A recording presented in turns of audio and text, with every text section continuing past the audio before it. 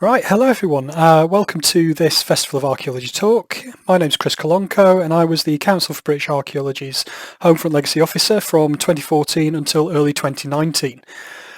This talk will look at the Homefront Legacy project, give an idea of what we achieved, and also give a very brief overview and preview of the findings from the project as well. So this talk also marks the launch of the newly published Homefront Legacy 1914 to 18 archive that is now available from the Archaeology Data Service.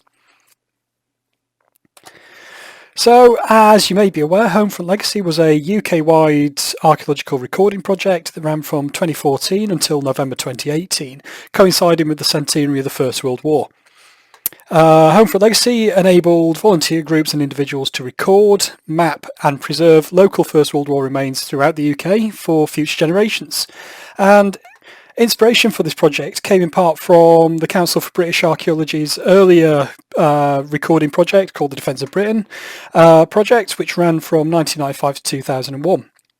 That project focused primarily on the militarised landscape of the 20th century and as a result identified a significant number of Second World War but also First World War sites and remains. So building on this, Homefront Legacy set out to not only record the militarised landscape but also record the civilian landscape and sites and structures associated with that during the First World War. In particular the home front, as the name suggests. So we weren't just looking at army training camps and coastal artillery batteries, for example. We were also looking at things closer to home and associated with civilians, such as the establishment of national kitchens, for example, to feed the populace when rationing was introduced. Places where events took place as well, such as strikes associated with work conditions and protests associated with the introduction of conscription, for example, and also buildings that were requisitioned to support the war effort in a civilian capacity as well. So it was not just military sites, there's a whole range of things that we were very much interested in. So the overall aim of Homefront was to establish volunteers and enable them to contribute to and create a database of as many surviving and lost sites as possible so that a kind of basic source of information was created that could enhance and inform historic environment records, and this information then could also be used to guide future work of heritage organisations such as the Council for British Archaeology or Historic England, for example. So throughout the project it was coordinated by the Council for British Archaeology with funding from Historic England, and we worked with a range of project partners across the whole of the UK, and this is just a kind of overview of who we worked with during the 4 years of the project, and we'll look at some of these a bit further on. So over the course of the project, the Homefront Legacy team consisted of myself, Sue Wright, who's in the top left there, who's the Homefront Legacy project officer, and we also had Dr. Claire Corkill, who's in the orange jumper in the picture below, with our good friend Heather Montgomery, who was the CBA project coordinator for the project as well. So that was kind of like, it was a very small team, but we got a lot done. So Homefront was also one of the first community archaeology projects to utilise a simple-to-use recording app to allow volunteers to record sites. So this was a simple-to-use application that you could use on a smartphone, tablet or desktop computer, and this kind of streamlined the recording process while retaining an archaeologically sound recording methodology as well.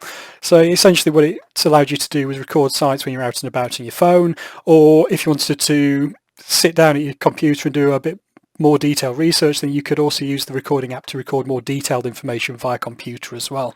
The kind of choice was yours, but this made engagement a lot easier, and it made it a lot easier for people to record sites as well, so people didn't have to learn how to read a map or take six-figure grid references. It was all covered by the application that was developed for the project.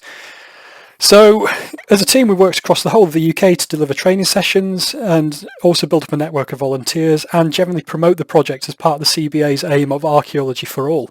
So we worked extensively with partner projects such as Citizen, as well as Fjorders, East Coast War Channels project, and a range of others as well who, off the top of my head, I can't think of at the minute, but there was loads of them. So we also, as well, in the last 2 years of the project, aim to set up a network of regional champions called Homefront Legacy Champions, who would help to cover local areas or a specific area and research it and record sites, but also promote and engage people with volunteering on the project at a local level as well. Yeah, and also a major part of Homefront Legacy was undertaking social media engagement as well. So a lot of our effort and output went into social media and kind of highlighting events of the Homefront throughout the First World War. And as a result of that, we were able to build up a pretty decent audience too.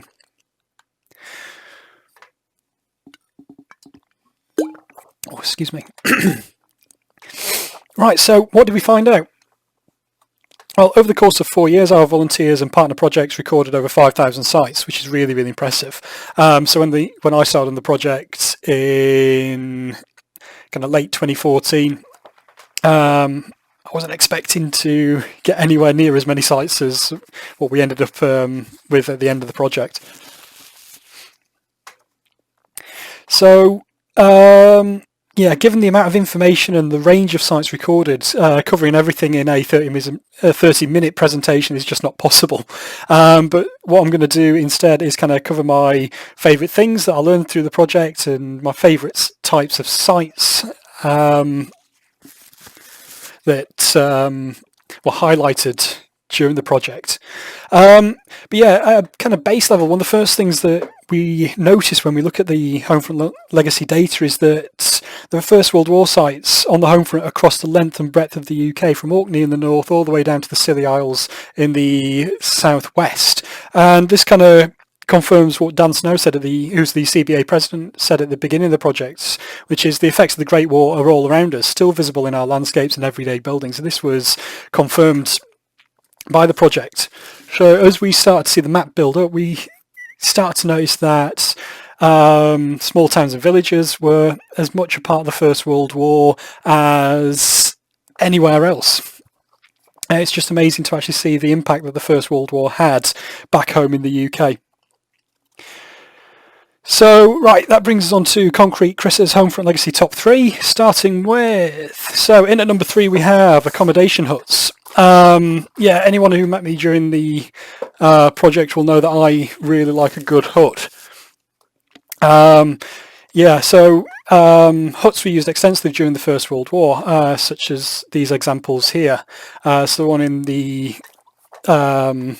left of the slide is a surviving accommodation hut near Sheffield, which was once part of the Sheffield Pals training camp. And then we have a period image there taken of Clipston Camp showing several of these huts as part of a wider training camp setup. So yeah, these huts were used extensively during the First World War, mainly for accommodation. Though the Armstrong hut and its variants were used everywhere from, as I've already mentioned, in training camps for the PALS battalions. They're also used at ammunition factories to provide temporary office space and accommodation for the workers. And also we found these huts also deployed in the centre of London as well as extra office space for the government, which is really cool. So they kind of pop up everywhere. What's really cool is that throughout the First World War, this design was modified and changed over time to speed up production and construction of these things, and also to streamline the process, to simplify it and make it a lot easier for people to be able to construct these things quickly. And also the design was significantly modified as well to take into account the use of essential war materials. So as wood started to become more scarce, this design was simplified to use less wood. It's just amazing that they were considering this. So these were essentially a modular military building, which is something we see quite a lot in the Second World War with the likes of the Nissen hut, which did have its origins in the First World War. But essentially, with this building being created from wooden sections that were easy to erect, you could create a wide range of buildings. So, you could build the standard accommodation hut, but you could also build more specialised buildings such as guard huts, mess facilities, and a whole range of other things as well. So the work of Taft Gillingham and the Great War Huts project was kind of instrumental in helping us better understand these structures. Yeah, and they really highlighted the range of different Armstrong huts that were constructed and the different designs, and also highlighted the fact that these things do survive to this day. So once you get your eye and you know what to look for and will know how to identify these things, you'll be able to spot them within the when you're out and about fairly regularly. But what I really like about these is that they're a tangible link to the training and accommodation of soldiers during the early part of the war and throughout the First World War, and a tangible connection to the individuals who signed up and were part of the First World War as well. And you just wouldn't expect a structure, well, a hut that's 100 years old or over 100 years old now, made of wood, to survive to the present day, but they do, and there's still a lot of these out there that need to be recorded.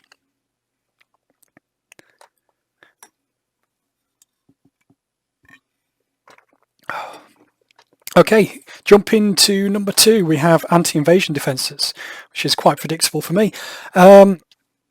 So the image on the left shows troops of the 1st Battalion, County of London Volunteers, United Arts Volunteer Rifles, constructing trenches near Epping in 1917. And these were trenches, or these guys are preparing trenches as part of the outer defences of London, which were a major anti-invasion defensive network set up to protect London in the event of invasion.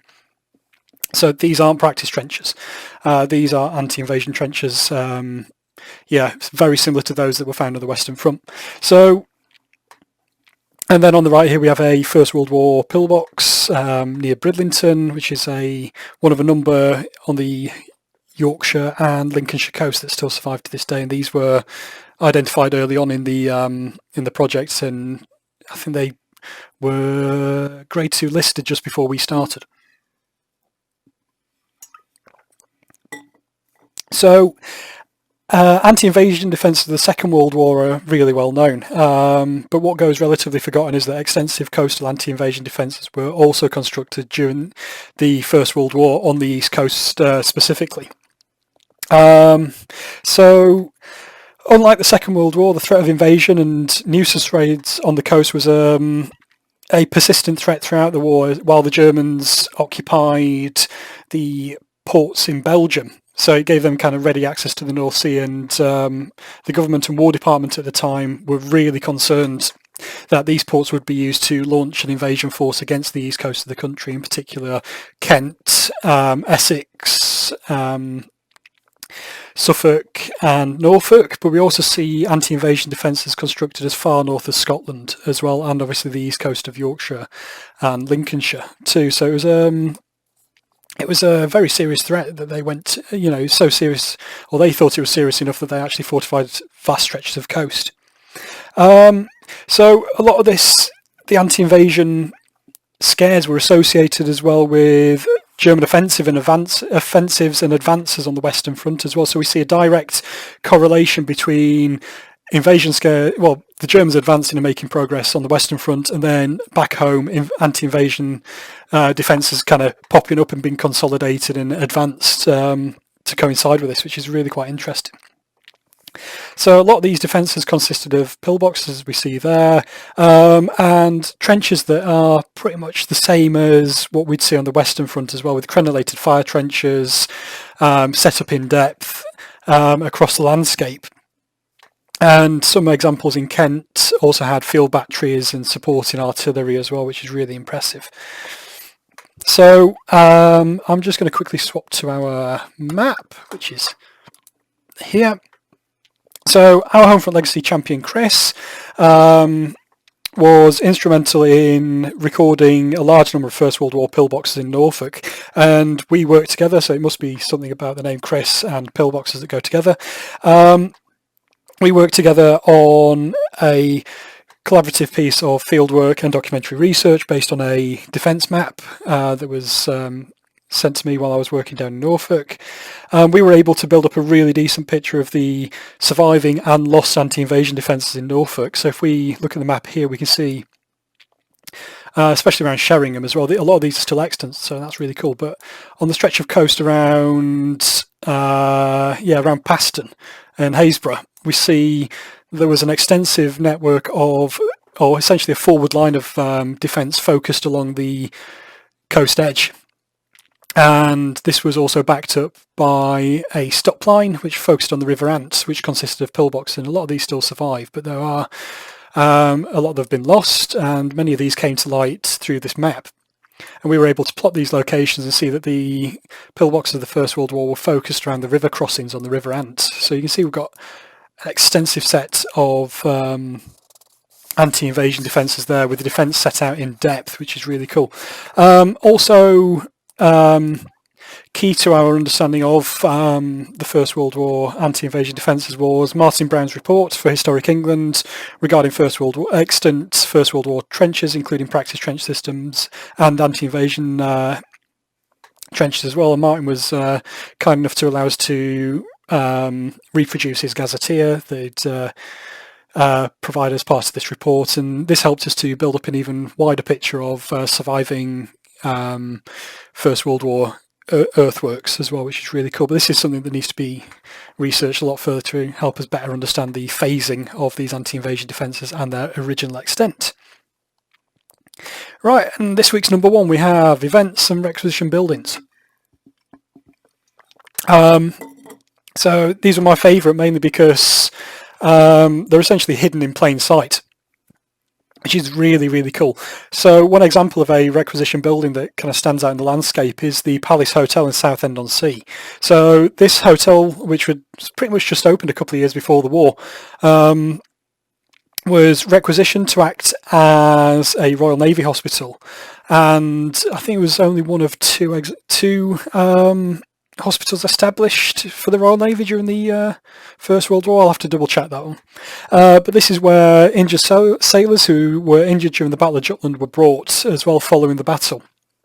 And again, that building still survives. But yeah, requisition buildings and buildings that were repurposed all over the place. And they had a wide range of functions, including acting as recruitment stations early in the war and billets for troops. So you find places that were turned over to allow accommodation for soldiers who were travelling across the country.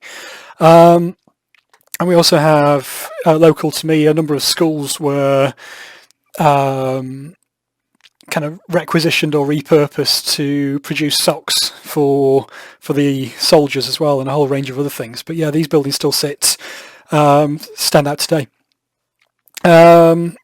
So if I just go to, where are we? Sunbridge. So our Homefront Legacy champion, Pam, did an amazing piece of research and recording around Tunbridge, looking at Homefront sites associated with the First World War. We've got a really decent set of records here. So if I go to, let's click on this one, see what this is. So Tunbridge School Sanatorium was used temporarily as a Red Cross VAD, so Voluntary Aid Detachment Hospital, to accept first cohort of wounded troops into Tunbridge. There was also Belgian soldiers and one French soldier as well. So that's really, really interesting. And then if I zoom back there again, my geography of the south is terrible. And if we click on Tunbridge Station, so Tunbridge Station was a hospital train receiving station as well. So there are over 200 of these established at stations across the country. And these were essentially kitted out to receive wounded soldiers that were being transported by train. And the records associated with this give us a really good idea of the medical evacuation system that was in place during the First World War to evacuate troops from the front lines and to bring them back to the UK and then transport them to hospitals across the country. It's a really fascinating aspect of the First World War Homefront that the National Railway Museum have done a great job of highlighting. And then we also have, events. So there were many events take place during the First World War. These, as I've already mentioned, were anything from protests and strikes through to propaganda events and things done to drum up morale and recruitment, for example. And this photo here is surprisingly Trafalgar Square. So in when was it? I think it was just before the war ended. In 1918, there was the Feed the Guns campaign, which was a kind of war bonding for the First World War. And to support this, Trafalgar Square was kind of turned into a mock battlefield with partially demolished buildings. You can see there's a trench network in here as well, got captured German weapons, and people could pay a couple of pence to come have a look around and see this stuff. And every day at a certain time there was also a reenactment of going over the top as well. So events like this, obviously this has left no mark on Trafalgar Square at all, and if you didn't see these images from postcards, you wouldn't know that this had ever happened. And across the country, and this is really, really fascinating, the range of events that were recorded through the project and where they'd taken place, and obviously these do not leave a physical mark on the landscape, but still need to be recorded and their locations recorded too. But there's still many of these requisition buildings and events to be recorded, and this is something that people can continue to do in the future, which brings me nicely on to what's next.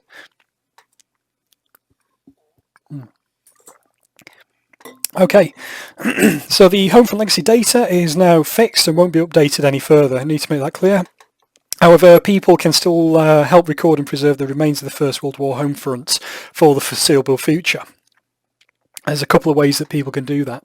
The main one being that members of the public can help by continuing to fill information gaps with their local knowledge. And to do this, the easiest and best way to do this is to continue to record sites with the local historic environment records or their equivalent across the UK.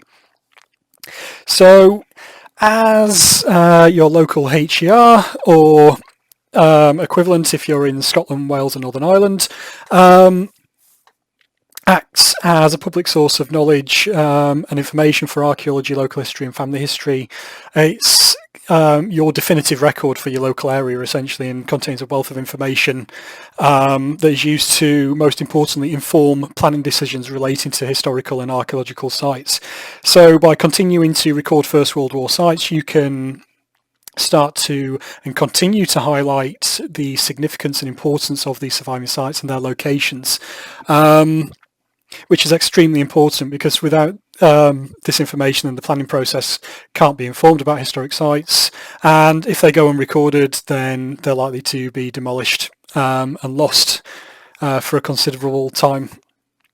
What's also important is continuing to update information that's held in the historic environment records as well, because what we see quite a lot with Second World War sites is that the information held is extremely basic and doesn't provide enough information to highlight the significance of surviving sites, and as a result the significance isn't realised and sites lost in development. So as a result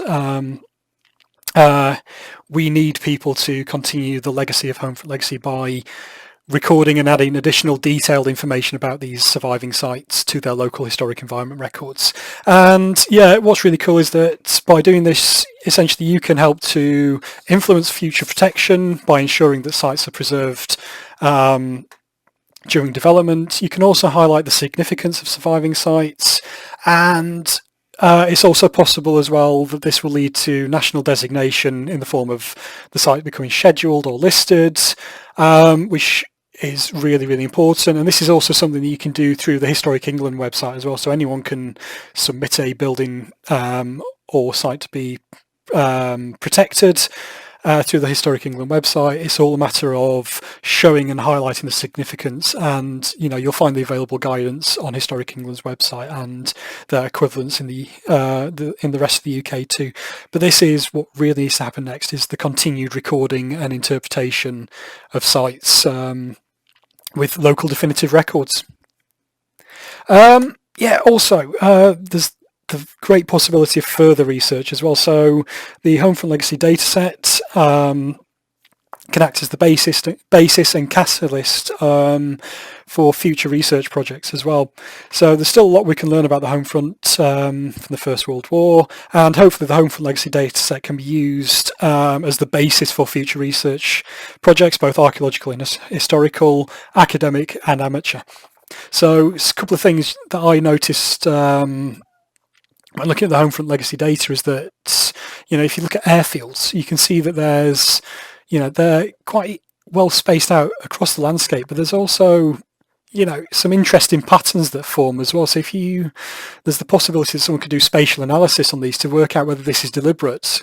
So whether the airfields were set up at set distances to enable pilots to land safely in the event of an emergency, whether this was part of essentially a network that allowed aircraft to be moved quickly along these airfield routes, or whether it was associated with home defence against air raids during the First World War.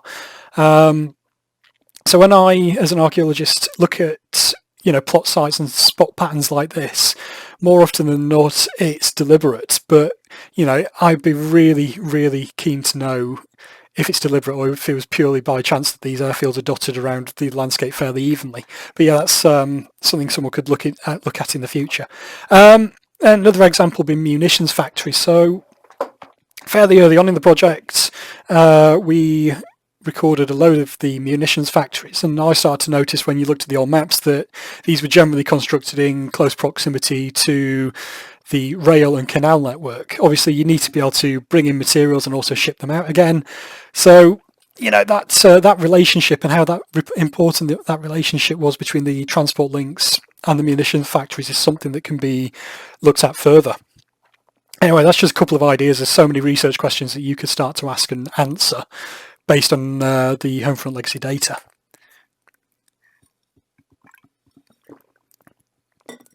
Excuse me.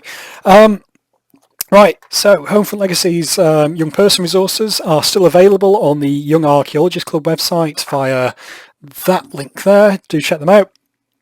So these were a set of resources developed for young archaeologist clubs, school groups, and kids to investigate and learn about the First World War Homefront. They're also pretty good for adults as well. I found them fairly useful as well to learn about different aspects of the First World War. So these are a really great way of enthusing young people and other people to learn more about the First World War Homefront and learn about the range of sites and things and activities that were going on. So these are really, really cool. So they feature a series of lesson plans and activities that can be used, as well as videos that can be used to learn more about the First World War in the UK. And one of the key aspects or resources are these Homefront Legacy illustrations, which were created by, in collaboration with us, by cartoonist Dave Chisholm, who was amazing to work with, really, really cool. And these illustrate different aspects of the First World War Homefront, and they are jam-packed with a range of sites, activities, and there's loads of little details. You can spend hours looking at these and picking out the little details. They're so good. If you look at this one, you've got the accommodation huts, standard layout of a First World War military camp. You've got practice trenches going on. You've got a hospital train coming in there. You've got loads and loads of different things going on. And we've even got a sound mirror in there too. And a U-boat. I think there's a Thames barge in there somewhere as well. Yeah, this so you can spend hours looking at these and learning about the First World War Homefront. They are so cool. And again, these are available through the Young Archaeologist Club website and will be for the foreseeable future as well. Right, I'm going to just do a quick shameless plug. So following Homefront Legacy, I went on to work for the Coastal and Intertidal Zone Archaeological Network, which is a Museum of London archaeology project. And I now work as their North Team's community archaeologist. So Citizen is a community-led archaeology project that enables members of the public to essentially record at-risk and vulnerable coastal archaeology remains. So coastal erosion, as we see here with this First World War battery near Spurn Point, so that's the Godwin battery, which was constructed at the outbreak of the First World War. We see that archaeological sites are at increased risk from coastal erosion, rising tides and changing weather. And this is having a massively adverse effect on coastal archaeology. So we're losing things before we can actually get them recorded. And this is where members of the public can help by getting out there and recording these sites when it's safe to do so. to record them before they are lost forever. So during the first phase of Citizen, I worked in my role as Homefront Legacy Officer with Citizen quite extensively, and we're now in phase 2 of the project, in which we've set up 6 discovery programme areas in England. These start with the 2 best ones, which are Liverpool Bay and Humber, followed by Mersey Island, East Kent Coast, Solent Harbours and Devon Rivers. And we're focused on these areas specifically over the next, it'll be 2 years now. So, as I mentioned earlier, in terms of the Norfolk First World War defences, a lot of these have been lost, or the forward line of defences has been lost due to coastal erosion. And as such, we see coastal erosion having a massive effect on First World War sites on the coast. So, you know, if you're interested in the First World War or other military, or interested in archaeology in general, because we don't just focus on the First and Second World War, we record all archaeological remains on the coast, then you can find out more and get involved at citizen.org.uk. And also the Council for British Archaeology are our project partners as well, so we work fairly extensively with the CBA as well. So, shameless plug over, please do check out Citizen. Right, so that brings me to the end of this talk. I'm going to take this opportunity just to give a, big thank you to everyone that was involved with the project. Firstly, a huge thank you to our volunteers and Homefront Legacy champions who work tirelessly to record and research sites across the UK. Without them, we wouldn't have had a project, we wouldn't have learned what we have, and we wouldn't have this amazing data set now, which has been published, and their efforts were gratefully appreciated by myself, Sue and Claire and everyone at the CBA. So thank you so much. Also like to thank Historic England as well, who funded the project through its entirety, and I'd like to give a special thanks to Wayne Cocroft for his support during the project, and also his specialist knowledge that he provided as well. Wayne's knowledge of military sites is just unbelievable. He's so good. And also as well, I'd like to give a big thank you to our friends and colleagues at Queen's University Belfast and their Living Legacies team, in particular Dr. Heather Montgomery, who we spent a lot of time working with, she's brilliant, and Professor Keith Lilly, and everyone else who we had the pleasure of working with over in Belfast as well. Such amazing people. I also like to thank as well everyone who supported and followed us on social media, because without that we wouldn't have been able to get the message out, and we wouldn't have been able to interact with a wider audience. And thank you to everyone who provided us with information, got involved with our discussions. So I'd in particular like to thank the Stobbs Camp project, who are based up in Scotland, recording Stobbs Camp. So do check them out, their work is amazing. The Great War Huts project, which I mentioned earlier, who were invaluable in providing us with information about the locations and designs of First World War huts. And I'd also like to give a personal thanks to First World War air warfare specialists Ian Castle and David Marks, who provided us with a wealth of information about the Zeppelin raids and other air raids that took place over the UK, and really got me enthused about that aspect of the First World War as well, so thank you. And I'm sure there's many other people who I forgot to mention who I'd also like to thank. And this is turning into like an Oscar acceptance speech thing. But yeah, big thank you to my colleagues Sue and Claire, as well as Mike Hayworth, and everyone at the CBA I had the pleasure of working with over the years. And yeah, final apologies if I missed anyone out. Thank you to you if I have missed you. So yeah, that brings me to the end of this talk. I hope you've enjoyed it. Yeah, thank you for listening. Be sure to check out the ADS Homefront Legacy archive, and please do continue to further the legacy of Homefront Legacy. Thank you.